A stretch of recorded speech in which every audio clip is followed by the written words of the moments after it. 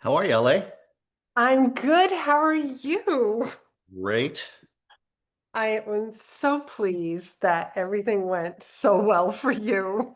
Yeah, I am too. It worked out really well, and I was really appreciative for all the help. And I do think I mean, it's 100% made a difference in Um, how I presented, how comfortable I was, how again, hopefully, I can't be the best judge of that. How I slowed down, voice modulation, all that stuff, to get my points across. I think it was good, and I think the one of the biggest takeaways for me was the ability to I have a tendency to want to cram 8 million things into a slide, right? And your feedback on that was fantastic because it really gave me, even though again, it was 39, 40 something odd slides, some of which weren't mine. I got through it very comfortably in an hour and I got through everything that I wanted to do. And the slides themselves were, they were less busy, easier to read, easier to convey. And so going forward, that is really going to serve me well because yeah, it's a huge challenge trying to get through everything that I have to, you know, t to purvey uh, Yeah. in a more efficient fashion. So it's really helpful. I appreciate it. Yeah. Oh, you're welcome. And I think like it's to be able to reflect back, just like you did, like right after the presentation, then the following day, do another reevaluation so that the more that you do that, I mean, we really do learn by, like, here's what I wish. And you can also, I mean, that's just how you get better.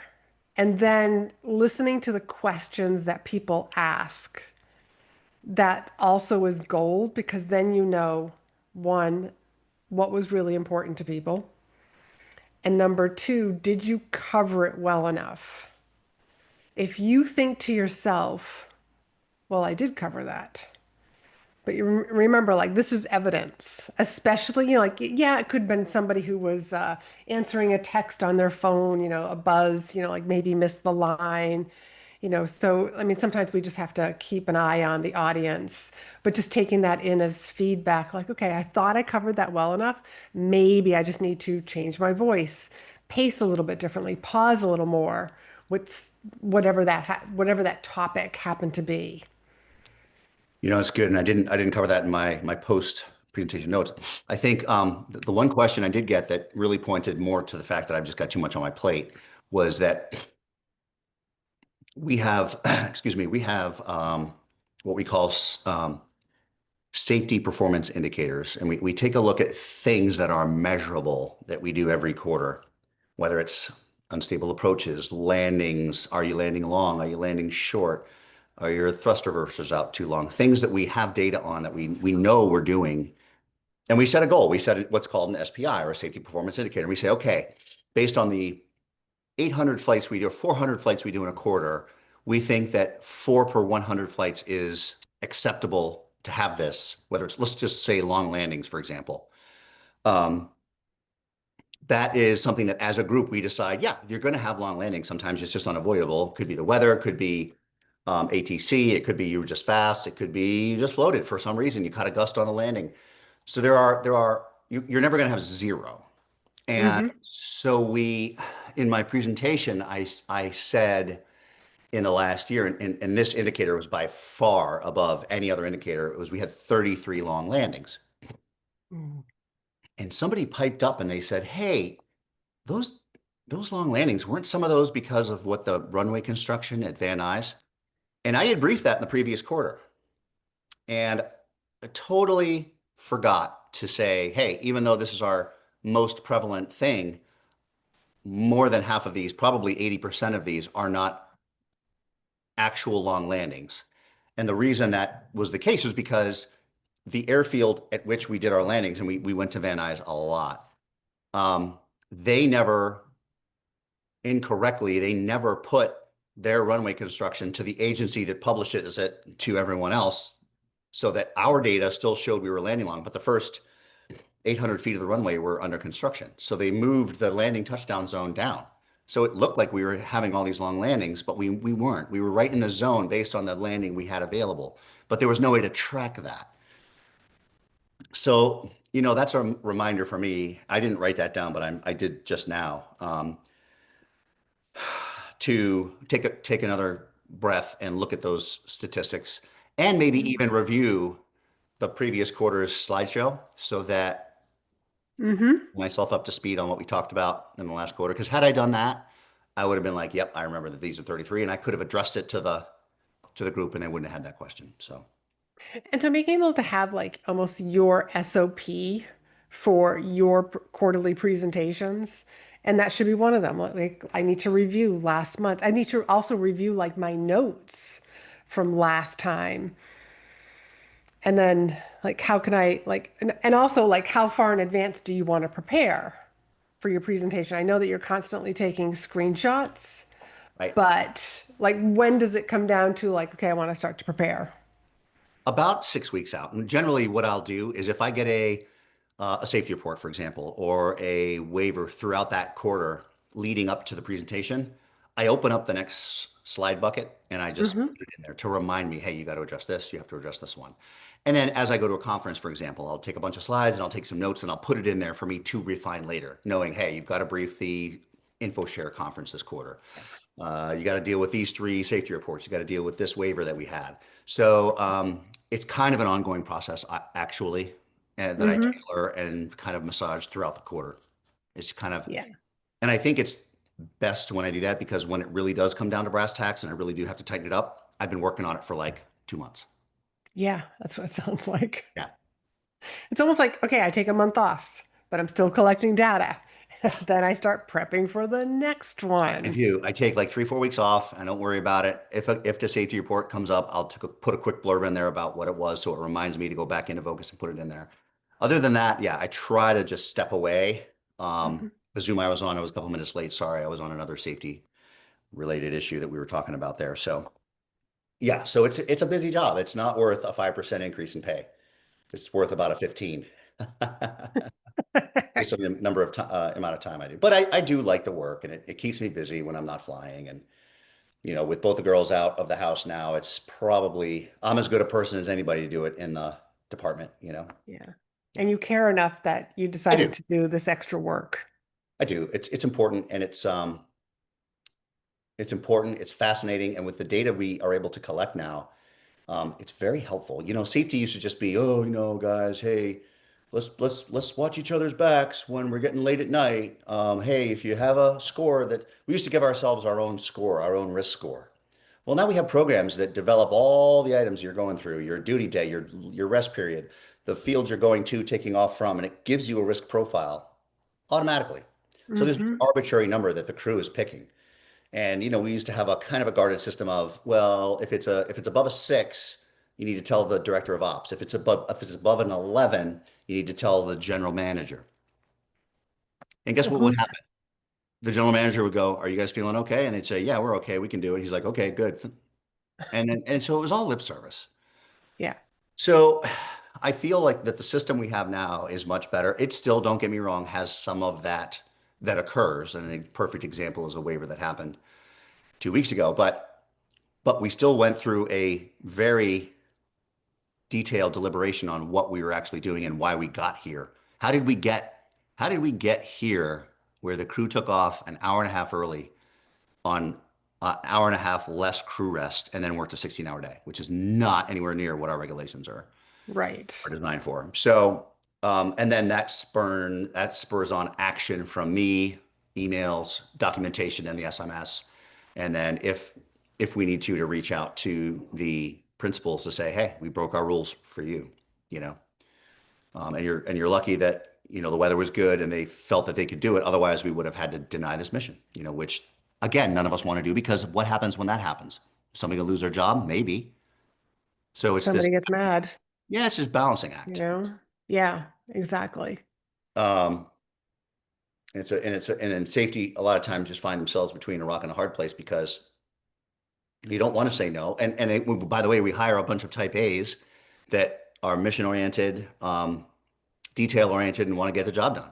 And we lean forward all the time. Yeah, we can do it. Okay, 10 and a half hours. Yeah, but we got 4 hours off in Teterboro. That's going to help, even though there's nothing in our regulations to say 4 hours is good. That doesn't mitigate anything. If you had 6 hours, then we could talk.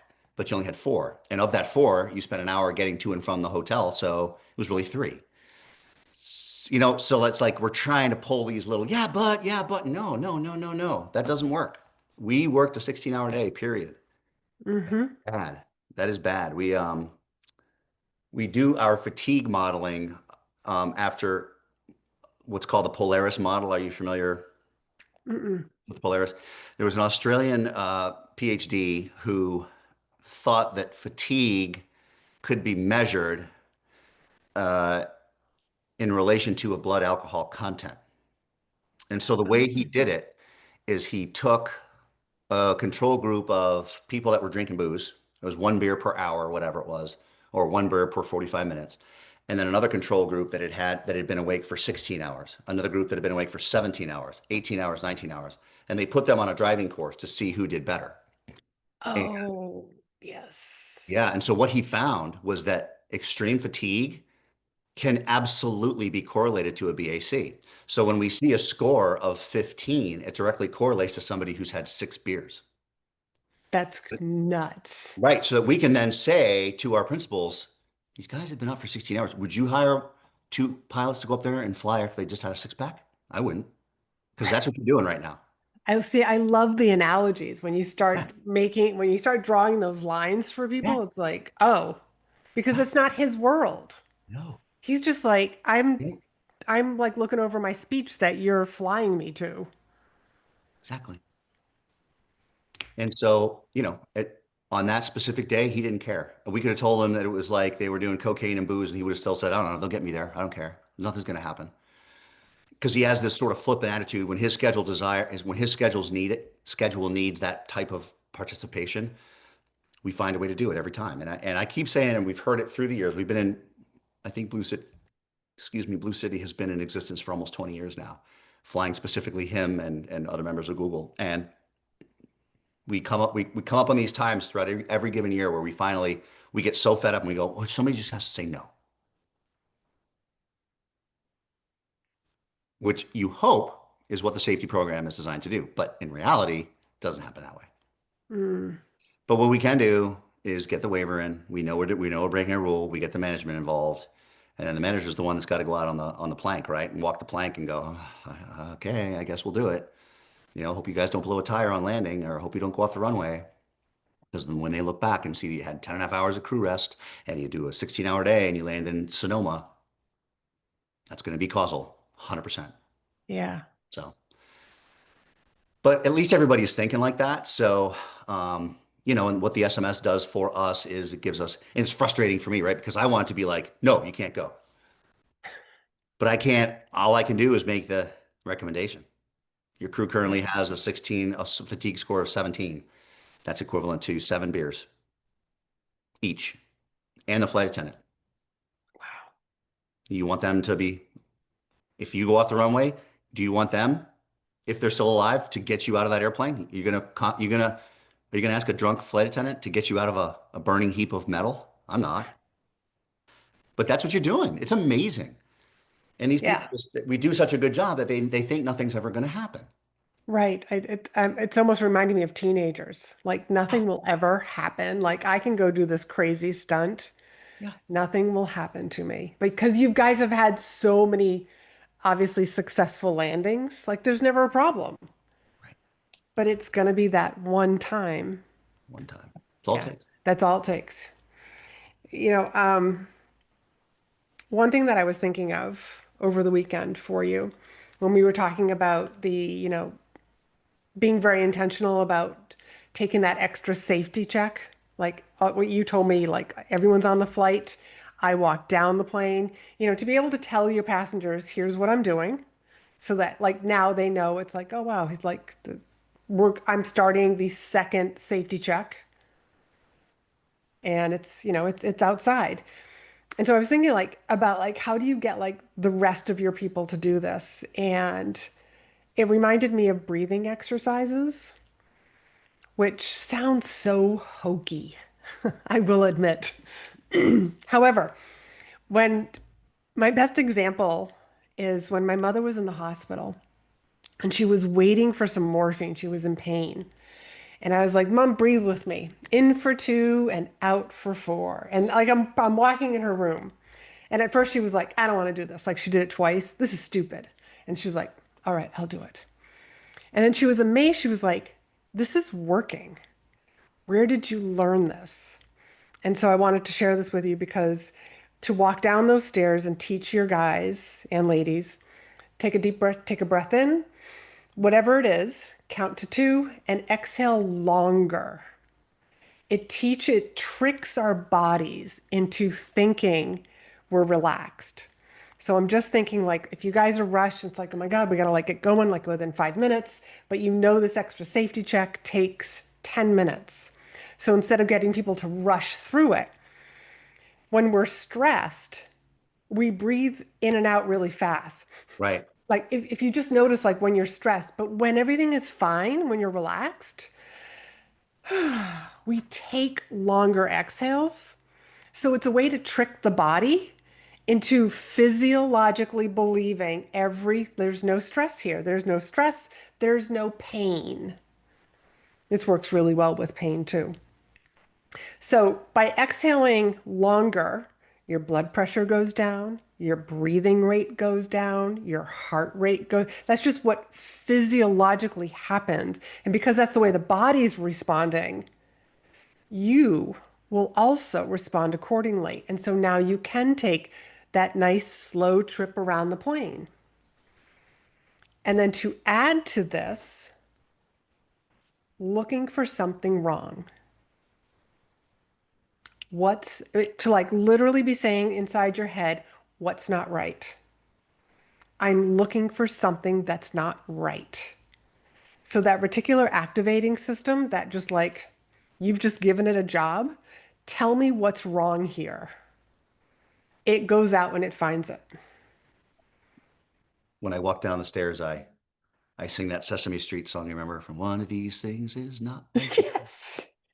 And I will do that and I'll look around and be like, all right, what's going to provide Mhm. me a resume generator today? See, this line of work is not like many others. You are only as good as your last flight. Seriously. I go out there and do something stupid, forget to pull a chalk, forget to do something, and I'd like to think that my company would protect me, but I have to worry about the FAA coming after me. I have to worry about getting fired. So my emphasis, and these are fantastic, by the way, and that might really help me convey this at my next meeting because I want to talk about this again at my next safety meeting because I guarantee you I'll have another reason to. Somebody else will go out there and do something because they were rushing, and they'll put a safety report in it.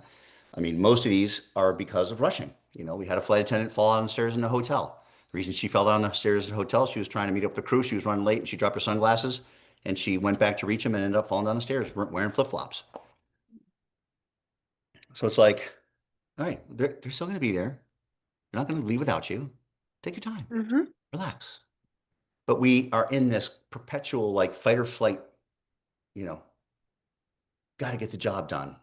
And that sometimes even translates to when we're in a hotel, in a foreign country, meeting up for dinner, don't know where you're going. People don't speak the language, and we deal with this all the time, every month. We deal with this. And so it's different. It's so anything we can do to implement these things that you're talking about, breathing, looking for something that's wrong. These are fantastic feedback items. Thank you. You're welcome. And I think, you setting the tone also. You just like you guys are all going out to dinner. And it's like, Sean, what do you want? I haven't decided yet. I'm just practicing, taking it down a gear. So many bad things happen when people are rushing,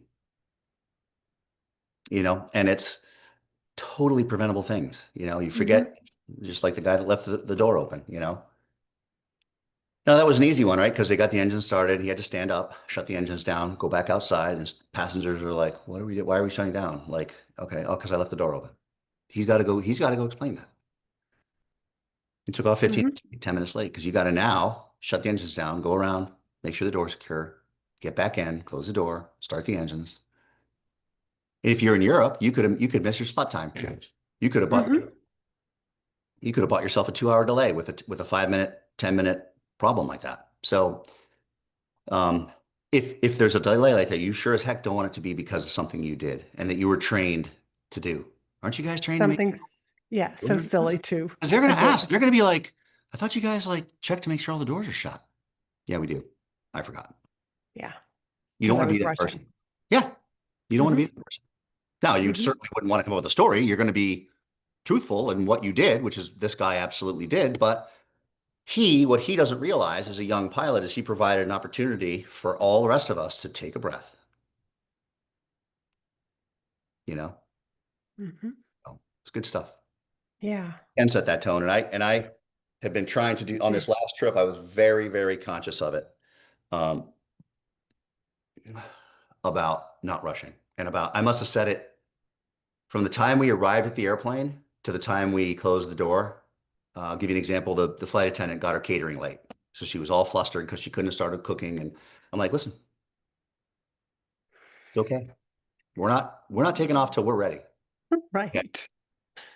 You get done what you need to do, and we will go when we go. It's not a problem. Everybody relax. Becomes part of your culture. Totally, it has to. And guarding against rushing is very difficult to do when you have a takeoff time of 1300 of 1400. And if you don't take off, you're going to lose your slot time and that could be a delay. Okay, well, Hmm. okay. If they showed late, if the transportation didn't get there, if the catering didn't get there, it's outside of our control. We can do what we can do. And it's not, you guys are just worried about not, don't worry. We'll go when we Hmm. go. Hmm. I'm not going to rush. I've seen it so many times. I see it every trip almost where there's this I gotta go, hurry up. No, forget it. Yeah.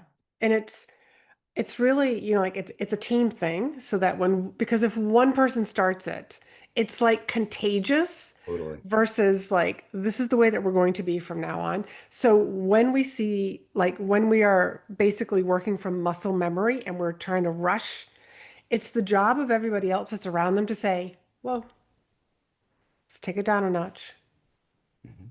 so that we're all safe and like we don't have to work at this gear. We could like this gear is fine." Right. It becomes like everybody needs to participate in that. I'll call it a game because that's kind of what it is until everybody like that just becomes everybody's new normal. Yeah. Yeah, it's good. I have one pilot who he rushes through his checklist and Mhm. I'll give the readout. I'll say doors closed, windows closed. And he'll be basically saying the response until and so what I do with him is I intentionally slow down. I'm ready for the before taxi checklist. Okay, taxi checklist. Let's see here. And I oh, here it is. Okay. And I know he's dying because he's got to go, go, go, go, go. But I'm like, we're slowing down, bro. We're slowing down. We're not going to rush. Yeah. And I'll look at him and I'll go, brakes, set 3000, steering. What was that? I didn't quite hear you. Yeah. What It was that? Oh, sounded zone? like the wind. Okay. Got it. Right. So that's one way another way I've learned to just, and even for somebody who's not rushing, when I'm the one sitting over there running the checklist, I can slow things down by talking slower. And when I'm the person flying who's giving the response, I can also slow it down by just giving it a potato and then saying Hmm. response. And Yeah. then the cadence slows down automatically. And even when you lower your voice, people have to lean in. Yeah. Well, we have headsets on, so it's like Oh, kind of that's cheating. true. Yeah. That's true. That doesn't count You then. can't cheat there, but I could pull the mic away a little bit or something. Yeah. Something else I wanted to share with you, and Yes. this is just taking your speaking to the next level. Not Okay. quite yet, but maybe in the new year. So this is a stream deck. Really? This one just happens to be by Elgato. Um, The cat. one, two, three, four, five. This is 15 buttons. I don't know if you necessarily need 15. You could probably get away with like 8. But Okay. this would be how you could change from here to your slides by the pressing of a button. Really? Yeah, and then unpress. They actually even make it as it's like a foot pedal. Really? I think they make one so that it becomes just seamless because I know you were just like, I'm just going on slides and that's just the way the whole thing's going to be. But this is just to kick your presentations up a notch. What's it called again? This is a stream deck. Stream Deck. And where is right here. I'll show you what it looks like when Zoom is on. Like it automatically comes on. I just don't have it plugged in because I'm just coaching one person. That's I'm okay. not doing, like a presentation. Right. Oh, Okay. So this is what look it at looks. that. Yeah. What? So you can mute everybody. Um, you can hit cloud recording. You can open the chat, like literally chat with somebody. I Does it see the chat. specifically work with My Zoom? chat window just opened. You can start the meeting. You can hit record, join. Where is screen share? Literally just a button. Boom. And then it brings it right up and you would already have your slides ready and you would just go click. Yeah, I need that Yeah. because I'm fumbling through all the time trying to find my stupid slides, and Yeah. it's Yeah. frustrating. Yeah. So you still would bring your slides up on your laptop, Okay. but this would just, it's just a button instead of you like using your cursor and then you're looking down here and it's like, let me hit share. Right. So this is Elgato's is the Oh, got it. company. This is a Stream Deck. And I really think that you probably could get away with 8, but now that I look at all these things that are on here, You use them a lot? there's usually 2 pages Right. of options. Oh, and it changes. Look Yeah, at that. full screen, That is the speaker name, coolest. participants, previous page. I mean, you get really good at giving your presentations. Like you'll be on your home page because you can move these around. Of course, yeah. You'll be on your home page and you'll just be like, click. Like Wow. you'll know where, like you're gonna just put it like in your upper left-hand corner. Yeah. So this is 15 buttons and it automatically like tells you exactly what to do. You just download their software and then it just sits at the top of my Mac. I love it. I'm going to buy one. Yeah. And it's small enough that you can take it with you. Right. Right. Yeah. Because I always try to pack light, even though I don't usually. Yeah. So this one, it is USB. Uh-huh. So I think you're working on a Mac. So I don't know if you got the USC. So I had to get an adapter I have an for the adapter. Yeah. USB. Perfect. Yep. Perfect. But Perfect. I wanted to share that with you. That would be taking your presentations up like to the next level, That which could be. I really think that if you just kept practicing and working on this, by this time next year, you'd be outstanding. Thank you. Yeah. I mean, I've got all your notes. I've got all my notes. I've got all the things I'm going to go through. And I'm a kind of because I'm a 30-year pilot, I deal well with checklists. And these are the Hmm. things I need to do to get ready, right? Hmm. Did you do this? Did you do this? Yes, I did. Even if it means like taking a breath, go listen to Taylor Swift. Nope, I have to put that down. You're right. So, yeah, Yeah. because that music calms me for some reason. Mostly because it reminds me of my daughters when they were younger. That's good. Yeah, Like whatever it is, that's the thing about music. It reminds us of something. right. And to find out like, it provokes emotion. Yours brings up your daughters, and I know how much you love and adore your daughters. So that's the perfect thing to do. Perfect. Yeah. Um, and I will get Steve to do those audios, which I think is just going to be Can't hilarious. wait. Absolutely can't wait. And yeah, so that'll be something that you will need to practice with when you have audio on your laptop. I don't know if you've ever done this, like on a Zoom. There is an extra button that you have to click so that your audience can hear it, even though you can hear it. Okay. Will that screen, will the Stream Deck help me with something like that? Is there a button for that? I don't know. Okay. I don't know, but let's see. I'm sure we can find some directions. It Okay. literally is like a button that comes up. Um, you wouldn't see it right now because you're not the host. You're not, if I made you a co-host and you were trying to show me a video, Right. then it probably would come up, but it is an audio button so that everybody else can hear it. Okay. And it's something about the audio coming from your laptop. Obviously, I don't use it often. I see. I see. What if I were to play it from another source, like a speaker? They would hear it, right? Through my. Yeah, if you had it like on a phone, Yeah.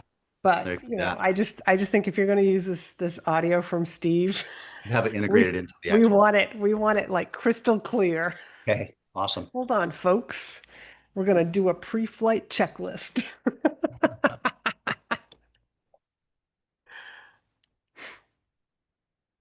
What were you going to say? You look like Oh, you're going to no. say Yeah, something. no, the audio. I'm just writing a note here to make sure that I check the source button.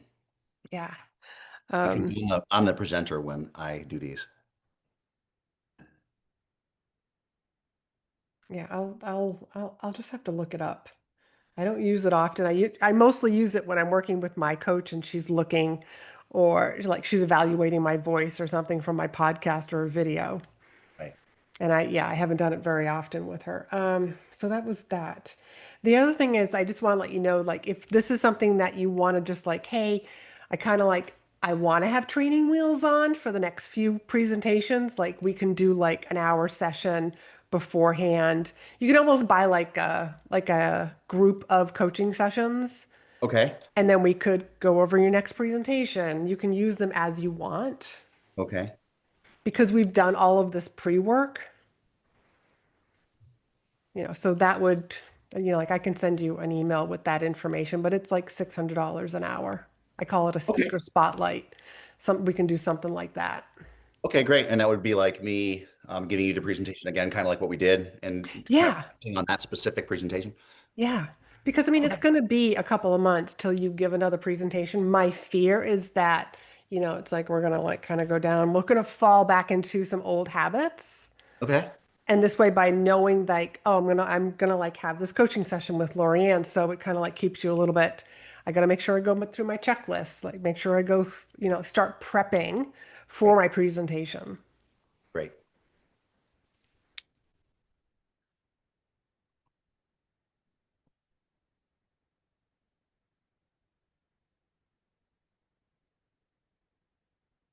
I've used all my cash for 2025. I'll have to see what's in the budget next year for, training and additional education money. They allot us money every year, which I think is awesome to Mm, train, but it has to be something that starts and ends, and it has to have a certificate, which is why I asked you to. And it's like, if you meet those qualifications, you can do anything you want to. So, if I were to hit you up next year sometime, probably wouldn't be till the summertime, but if I were to hit you up again, it would probably be maybe something we could word, hey, this is a group of training sessions, a group of 3 training sessions, starting there, ending here with a completion certificate, to specifically go over public speaking and PowerPoint presentation. And that would be yeah, perfect. Yeah. yeah. And we could do it in a way that, okay, the dates have already kind of come and gone, so you Yeah. can get your certificate, Right. and then you Yeah. still can use them whenever Right. you feel like, hey, I want to use it for the next quarter. So you Right. don't have to, Okay. just so that you don't have to wait. Okay. Awesome. That sounds What great. what else? What do you got for me? Any other questions or Let me real quick. I think I wrote something else. Let me just quickly pull up my Dropbox here.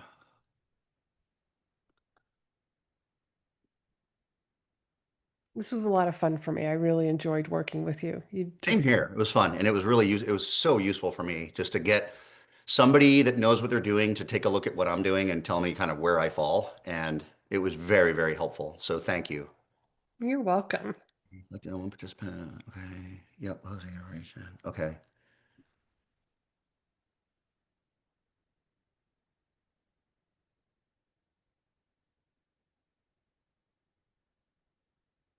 Nope. I didn't have any other thing on there that we didn't already discuss, which is good. Um, yeah. Did you hear any feedback from anybody? Yeah, so it's funny.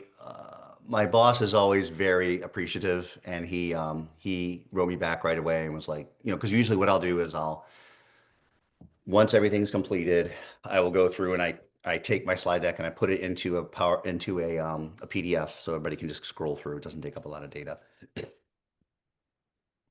And I put it into an email and I said, hey, because most of the people don't come to the safety meeting. I mean, we have what, 50 employees. I'm lucky if I get 13 to 14 to 15. And most of them, with our cleaners and maintainers, doesn't really apply. And honestly, it's so heavily pilot focused because our whole SMS is really pilot focused. Hmm. I have to work to give, flight attendants, maintainers, admin staff the call outs that they deserve too, because we all are in this boat rowing together. Um, and I do that in various ways each quarter, whether maybe I'll tell a story. I don't know if you remember about a year ago now, maybe a little more, a year and a half ago, there was a plane crash in Florida. I think they screwed it up, but they basically were going around and they passed over a highway and their engines failed.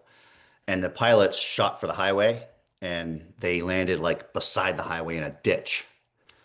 And without going too far down this rabbit hole, the flight attendant was a woman named Sydney Bozeman who did her own training, got into this career field all by herself because it sounded interesting, um, was just super enthusiastic about her job and the fact that she had gotten work as a flight attendant on the corporate side.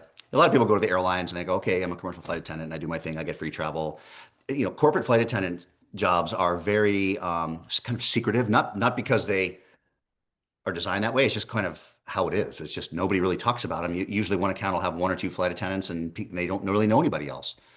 And Yeah. so you have this group of internal flight attendants that kind of know each other, help each other out, maybe do some contracting. But other than that, to break into this career field is really tough. And so she did it and she did her own training and she did above and beyond with all the stuff. Bottom line, she gets, it was just something right out of it was, there's a video of it. I can send it to you if you want. There were two passengers on board. Both the pilots were killed. And she gets these passengers. The door wouldn't open because the front of the airplane was crumpled and on fire. She gets the passengers. She goes out the back. She jumps out of the cargo compartment and pulls the passengers out and runs. And as she's running, boom, the plane blows up. I mean, you couldn't. It is just like the movies, right? So, I told her story and said, "Look, these guys, here's how life is in the Gulf Stream. The Gulf Stream trains us to open the front door first. They train every flight attendant. That's your main exit point in the case of an emergency. Well, airplanes go this way. Well, what do you think is going to be? What do you think that door in the front of the airplane is going to be like in any crash? Crushed. Right. And even if it isn't crushed, the airframe will be bent enough so that it's not going to open. Yeah. Your secondary that they want you to, this is how they train us, pilots too. Secondary exit are the overwing hatches that pull out. The windows pull out and you go out over the wings.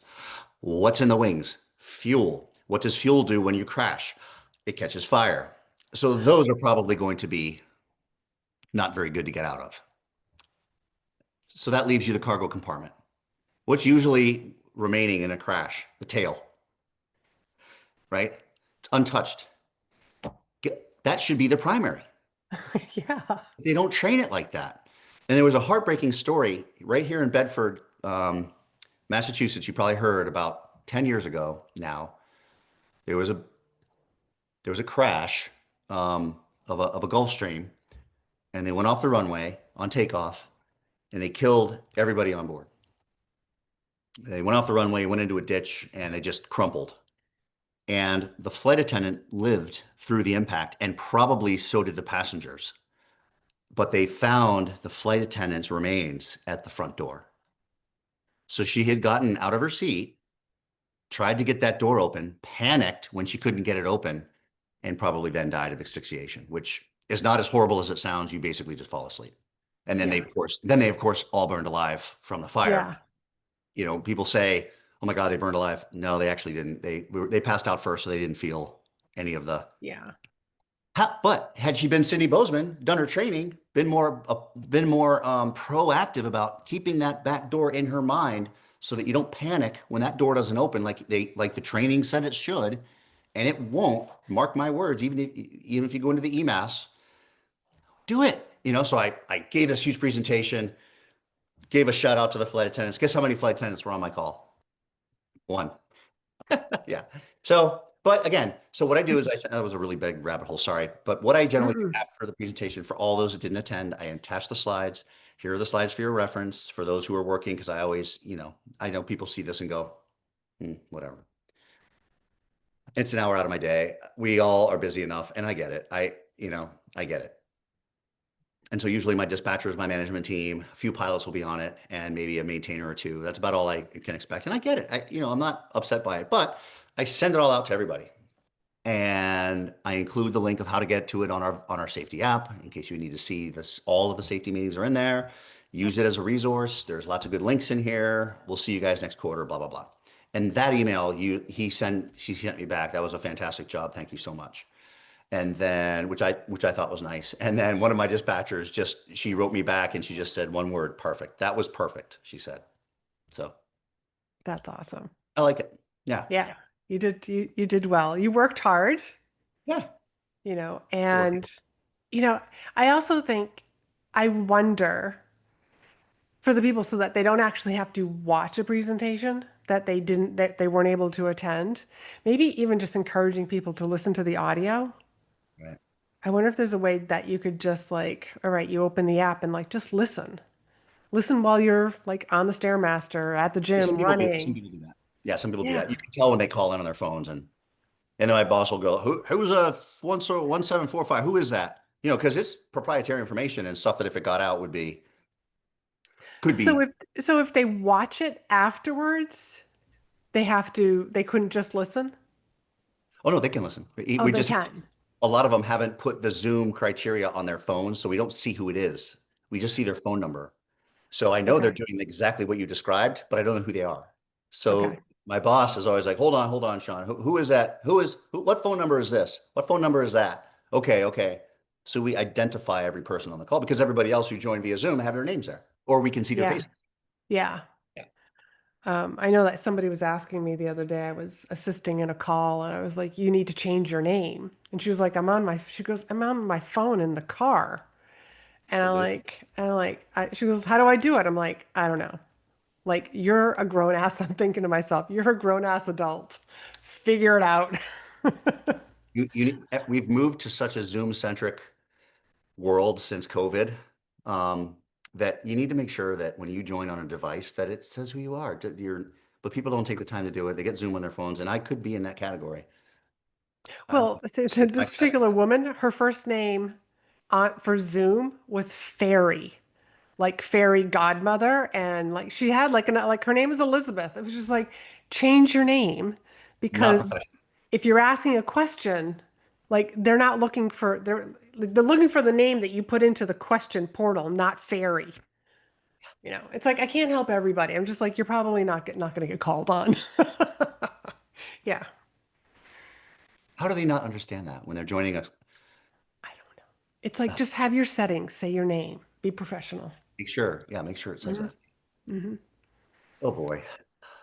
Um, Well, you've done excellent. I'll send you an email. I'm gonna like give Steve a buzz and we'll get those. I want him to do two of them for you. okay.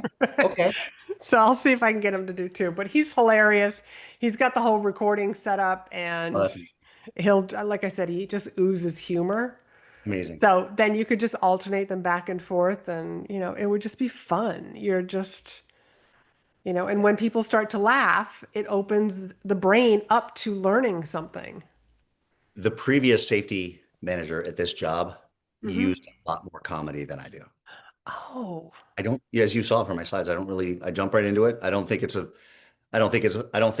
funny topic. I don't think it's something that we should take lightly, but I do think that humor does work. And I would like to maybe integrate that as I go forward because it does help, I think, lighten the load a little bit.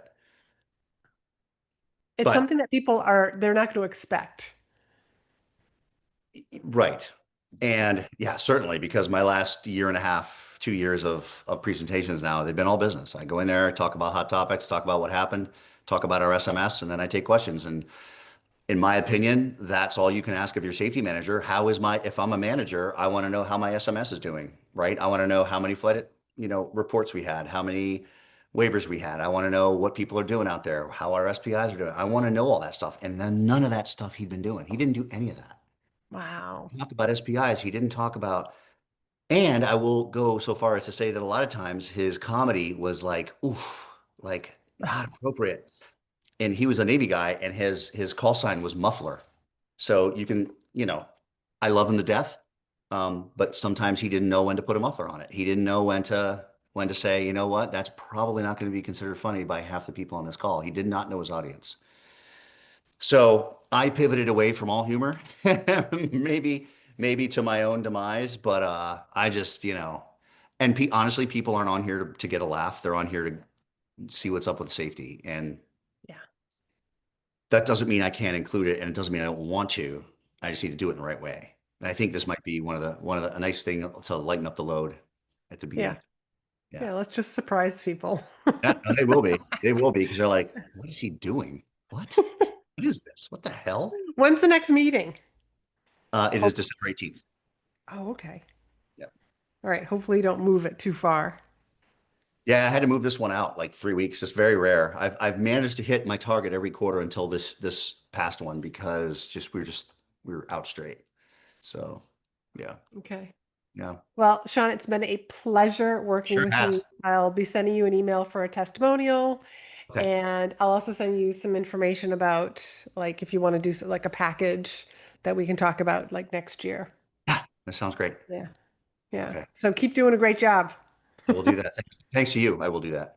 Thank you. Take care. Bye.